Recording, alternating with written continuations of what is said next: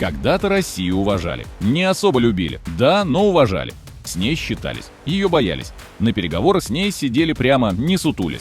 Она – постоянный член Совбеза ООН, ядерная держава, продавец нефти, газа, металлов и понтов. Но все изменилось. Не за один день, не за одну ракету, а за системный, последовательный, шизофренический выбор одного человека с вечным столом, мертвым взглядом и комплексом царя в бункере.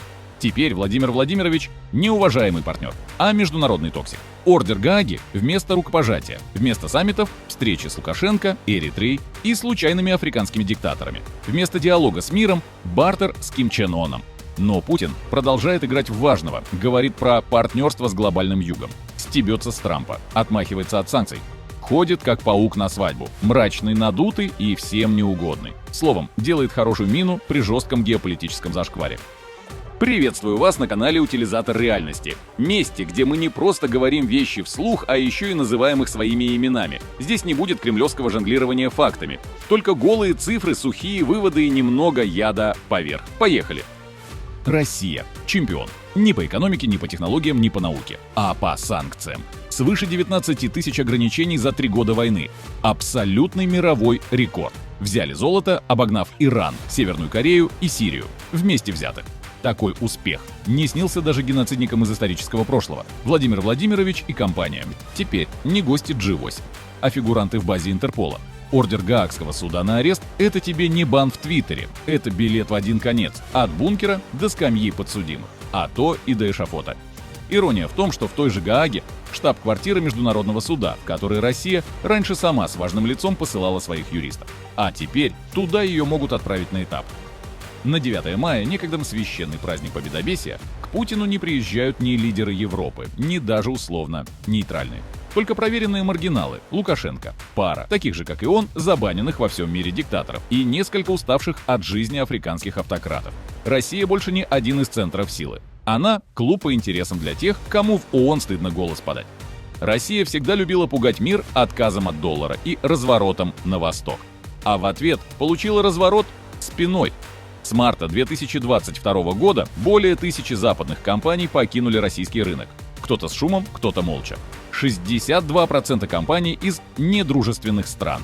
И это не кондитерские в Люксембурге, а Макдоналдс, Starbucks, Ikea, Toyota, Airbus, Nike, Boeing. Взяли свои бренды, прибыль, репутацию и ушли. Причем ушли не из-за русофобии, как верещит Соловьев, а потому что репутационные риски выше любой прибыли. Никто в 21 веке не хочет быть тем, кто платит налоги стране, разрывающей города артиллерией. Некоторые ушли красиво. Nike. Мы не можем гарантировать доставку. Airbus. Больше не поставляем запчасти. Макдональдс. Идите нахуй. Ну не дословно, но вы поняли. Что делает в это время Путин и гоп-компания? Арендует бывшие здания МАКов, сует туда разогретую булку с котлетой по ГОСТу и называет это импортозамещением. Только жрет это все один бункер. Потому что даже россияне поняли, когда Биг Мак заменили на Большой Папин, наступил экономический пиздец.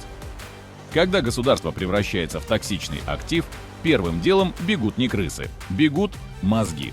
По разным оценкам, за первый год после вторжения из России уехало от 500 тысяч до 1,5 миллиона человек. И это не гастарбайтеры. Это программисты, ученые, инженеры, предприниматели. Люди, которые создавали продукты, лечили людей, писали код, проектировали спутники. Их не мобилизовали. Их мобилизовал здравый смысл. Уезжали в спешке, бросая квартиры, семьи, компании. Просто потому, что жить в стране, где тебя в любой момент могут забрить в армию или в СИЗО, как-то не вдохновляет. Исследования утверждают, только среди ученых более 2500 человек официально порвали все связи с Россией и перебрались в США, Европу, Израиль, Австралию. И самое ироничное, многие из них были лояльны. До февраля 2022 года. Теперь они открывают стартапы в Берлине, преподают в Массачусетском технологическом институте, создают дроны в Литве. А в России в это время министр культуры рассказывает, что самая перспективная профессия – патриот.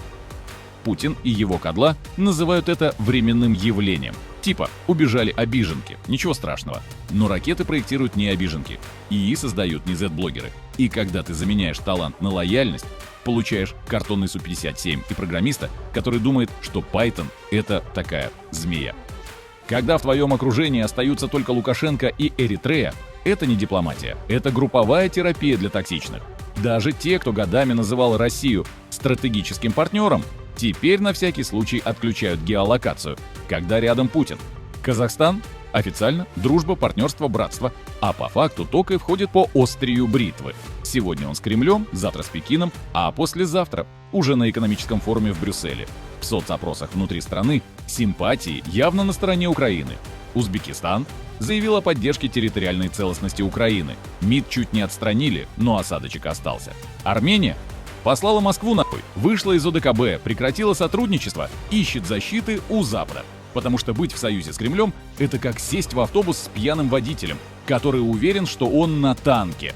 Молдова, Грузия, страны Балтии, Польша – все усиливают оборону. Все смотрят на Россию как на психа с гранатой. Китай торгуется.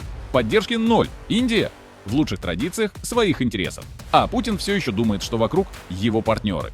Украину сейчас поддерживают практически все цивилизованные страны. Кто-то оружием, кто-то материально, кто-то просто поддерживает. Россию же, если и поддерживают какие-то единичные государства, то либо из страха, либо с целью наживы.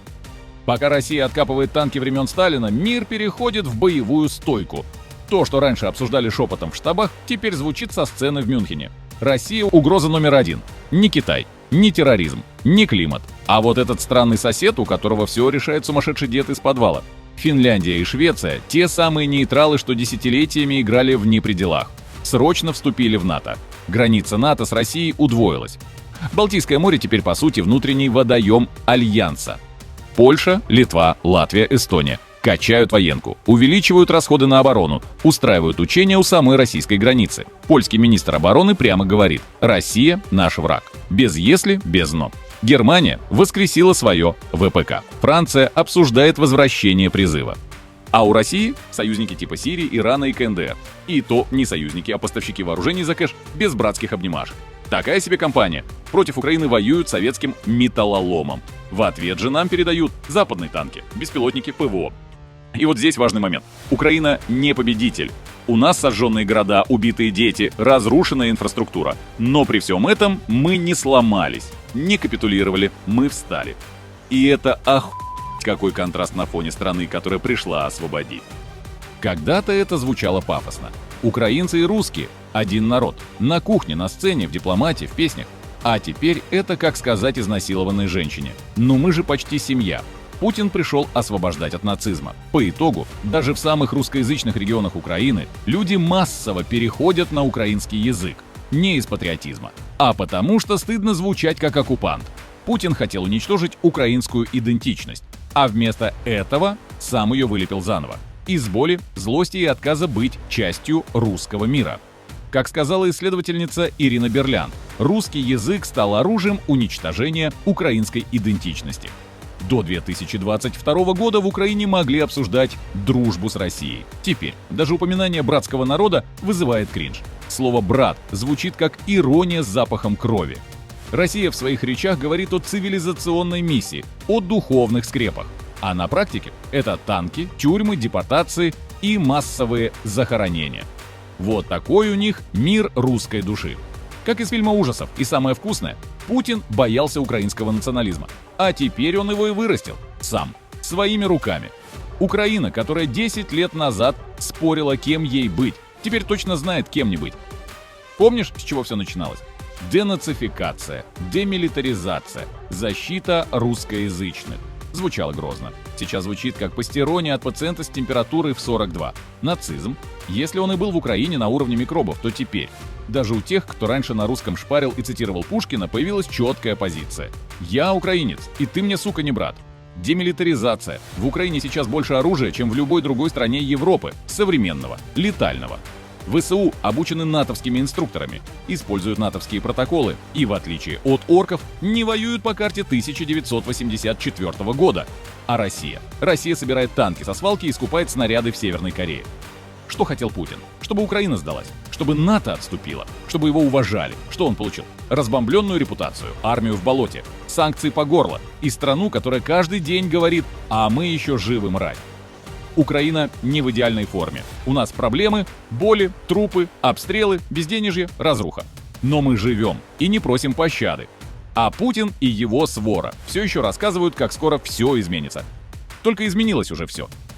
Россия не проиграла войну, Россия проебала будущее. Когда у тебя была нефть, ядерное оружие, статус великой державы, космос, культура, уважение, страх, вес на переговорах, и ты сам все это обменял на иконы, Шойгу и телеги с могилизацией, это не ошибка, это преступление против страны. Путин мог уйти как собиратель земель. Вместо этого он стал разгонщиком иммиграции, дедушкой ядерной шизофрении, клоуном на суде истории.